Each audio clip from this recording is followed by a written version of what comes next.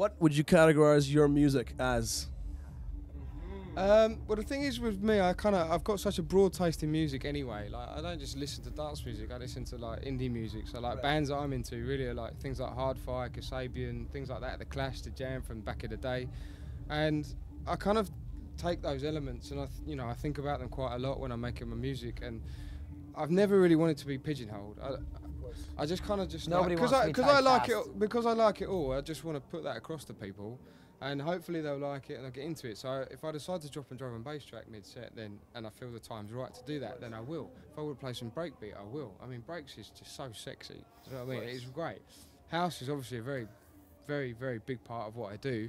But I think where the kind of techno music now, the BPM slowed down to a point where you can incorporate it much more into the house stuff. The house, has also had a lot of techno elements put into it in terms of some of the sounds, some of the more bleepy acid house sort of stuff. And now you can kind of play, in one set, you could play a tribal record, a straight up house record, a funky record, a full-on techno record, and it'll all make sense. You can do it one after the other. Basically, you're a man of many flavors. Yeah, but I think it's about the way you present what you're doing, It's like, if you really, as a DJ, you should be able to play, I believe, you should be able to play any track, anywhere, anytime. The truth is anything well produced, essentially, and now there's so much well produced music. Definitely. I mean, I draw the line at Duran Duran, but, as much as I like them, I love Duran Duran as well. Of course, because you're English. Part of my childhood. So. How much do you feel in this industry it's time and place?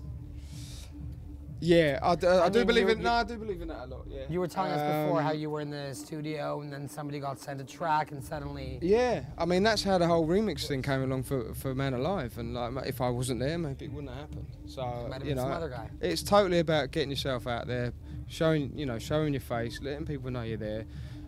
I'm not traditionally that kind of person who will push myself onto people. I kind of tend to just do things and let those things do the talking, and try and create an opportunity and then create another opportunity out of that opportunity you've been given. So kind of like the way we work with Carl is like, I've known him for a long time. We used to see each other in clubs all the time in London. Then he started playing abroad much more.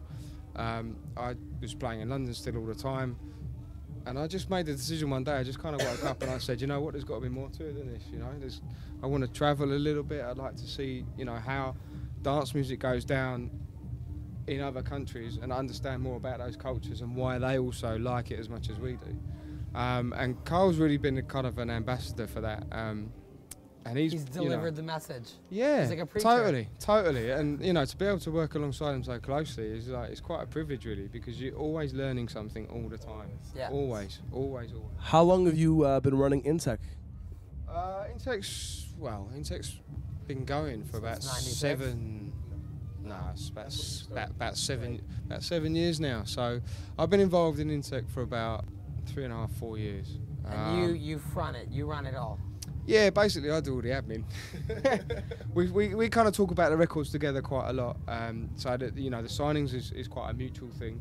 There might be things that I get sent into the office that Carl might not have been sent, wherever means he gets his music, and I'll send it on to him. Think this could be quite good on the label. Let me know what you think, or then he'll find something. And there's a funny story actually. It was about a track that we released. It was probably one of our biggest tracks a couple of years ago.